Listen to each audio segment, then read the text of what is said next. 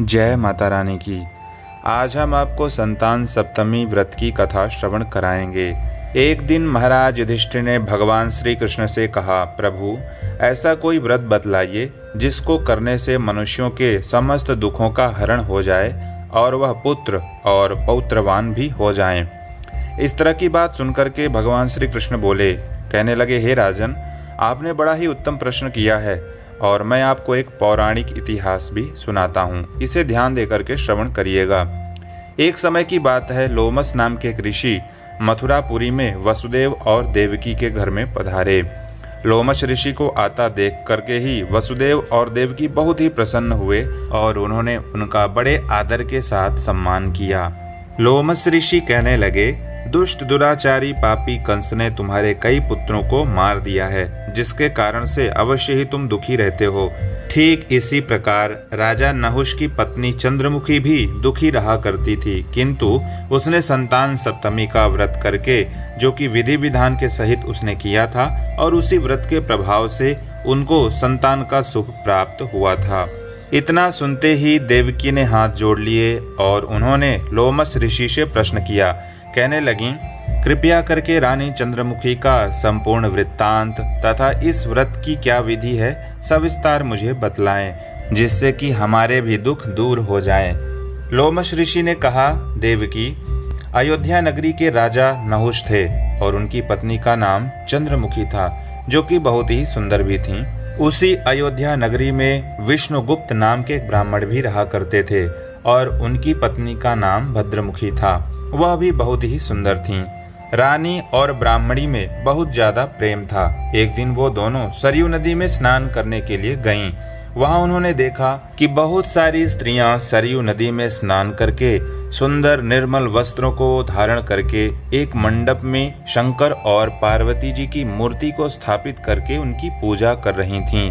रानी और ब्राह्मणी ने जब इस प्रकार का दृश्य देखा तो उन्होंने जाकर के उन स्त्रियों से पूछा। कहने लगी, बहनों, तुम यह किस देवता की और किस कारण से इनकी पूजा कर रही हो? इतना सुनते ही स्त्रियों ने कहा, हम तो संतान सप्तमी का व्रत कर रही हैं और हमने भगवान शिव और माता पार्वती का पूजन यथाशक्ति षोडशोपचार विधि से किया है। यह सब संतान सप्तमी व्रत का ही विधान है।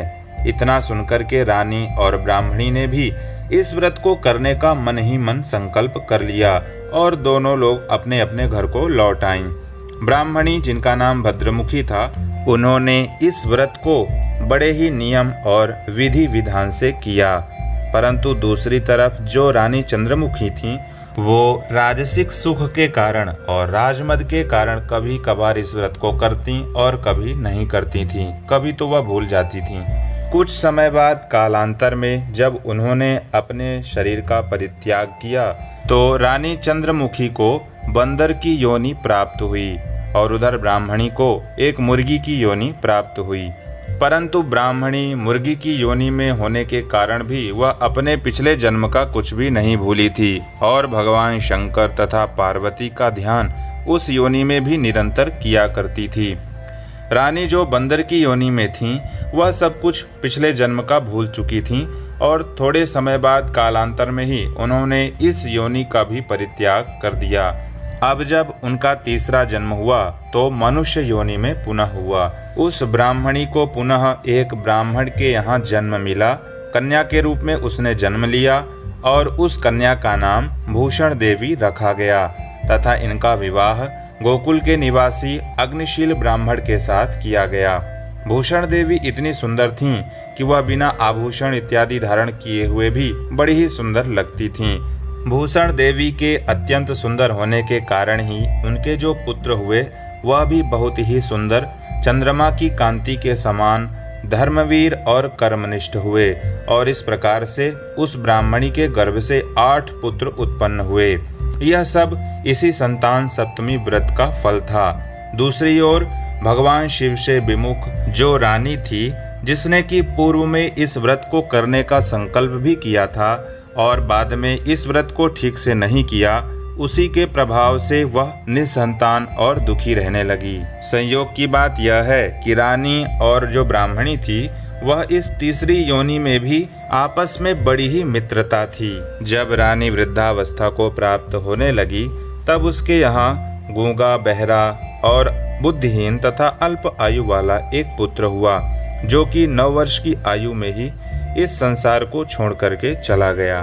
पुत्र के चले जाने पर रानी को बड़ा ही दुख हुआ और वह बहुत ही व्याकुल रहने लगी। देवयोग से भूषण देवी जो ब्राह्मणी थी, वह रानी के यहाँ अपने पुत्रों को लेकर के आ गई। रानी का हाल सुनकर के उसे देखा नहीं गया और उसे भी उस रानी के दुख को देखकर बड़ा ही दुख हुआ, किंतु इसमें कोई क्या कर सकता है, क्योंकि प्रारब्ध के लिखे को तो स्वयं ब्रह्मा जी भी नहीं मिटा सकते। क्योंकि रानी ने इस व्रत को करने का संकल्प लिया था और वह इस व्रत को संपूर्ण विधि विधान से नहीं कर सकी, इसी कारण से उसे इस जन्म में भी दुख भोगना पड़ रहा था। तो दूसरी तरफ उस ब्राह्मणी के वैभव और 8 पुत्रों को देख करके उसके मन में उस ब्राह्मणी के प्रति बड़ी ही ईर्ष्या होने लगी थी। परंतु ब्राह्मणी ने उस रानी का दुख दूर करने के लिए अपने 8 पुत्रों को उस रानी के पास छोड़ दिए थे। रानी ने ईर्ष्या और पाप के वशीभूत होकर के उस ब्राह्मणी के पुत्रों की हत्या करने का विचार बना लिया था।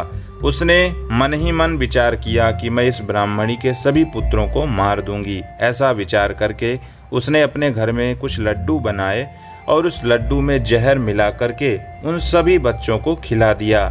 जाको राखे साइयां, मार सके ना कोई। भगवान शंकर की कृपा से एक भी बालक की मृत्यु नहीं हुई। यह देख करके रानी बहुत ही आश्चर्यचकित हो गई और उसने मन ही मन विचार किया कि आखिर ऐसा कौन सा रहस्य है जिसके प्रभाव से इन बालकों की मृत्यु नहीं हो रही है। उसने विचार किया कि अब इस रहस्य का पता मैं तो लगा करके ही रहूंगी।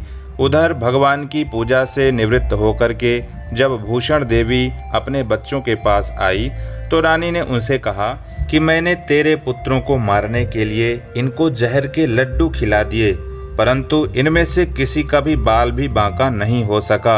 आखिर तूने ऐसा कौन सा दान, ऐसा कौन सा पुण्य और ऐसा कौन सा व्रत किया है जिसके प्रभाव के कारण यह तेरे पुत्र मरे नहीं और तू नित नए सुखों को भी भोग रही है। तेरा इतना बड़ा सौभाग्य कैसे बन गया?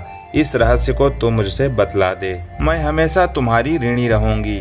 रानी के इस प्रकार दीनहीन वचनों को सुनकर के भूषण ब्राह्मणी कहने लगी, सुनो, तुमको मैं 3 जन्मों का हाल बताती हूँ, ध्यान पूर्वक सुनना। पहले जन्म में तुम राजा नहुष की पत्नी थी और तुम्हारा नाम चंद्रमुखी था। मेरा नाम भी भद्रमुखी था और मैं ब्राह्मणी थी और हम और तुम दोनों लोग अयोध्या में ही रहते थे। हम दोनों में बड़ी ही मित्रता थी। एक दिन हम दोनों सरयू नदी में स्नान करने के लिए गए थे और दूसरी स्त्रियों को संतान सप्तमी का व्रत करते हुए देखा था और हमने उन सभी से इस प्रश्न को भी पूछा था कि आप सभी लोग यहाँ पर क्या कर रहे हैं। उन स्त्रियों के बताने पर जब हमको यह ज्ञात हुआ कि ये सभी लोग संतान सप्तमी का व्रत कर रही हैं, तो हम दोनों ने अपने मन में इस उत्तम व्रत को करने के लिए संकल्प लिया था, किंतु तुम तो इस व्रत को करना भूल गई, जिसके कारण तुम्हें दोष भी लगा और उसी दोषों के कारण आज तुम्हें दुखों का भोग करना पड़ रहा है। परंतु मैंने इस व्रत को बड़े ही विधि विधान के साथ नियम पूर्वक हमेशा किया और आज भी करती हूँ। दूसरे जन्म में जब तुमने बंदर की योनि में जन्म लिया और मुझे मुर्गी की योनि मिली, तब भी भगवान शंकर की कृपा से इस व्रत के प्रभाव से मैं किसी भी जन्म में इस व्रत को करना नहीं भूली और निरंतर इस व्रत को नियमानुसार करती रही। परंतु तुम तो सब कुछ भूल चुकी हो। जहाँ तक मेरा विचार है, तुम्हारे ऊपर यह जो भारी संकट है उसका एकमात्र यही कारण है कि तुमने जो पूर्व जन्म में संतान सप्तमी व्रत करने का जो संकल्प लिया था उसको तुमने पूर्ण नहीं किया है। इसलिए अभी भी तुम्हारे पास समय है। इस जन्म में तुम पुनः संतान सप्तमी का व्रत करो, निश्चित ही तुम्हारा यह संकट दूर हो जाएगा।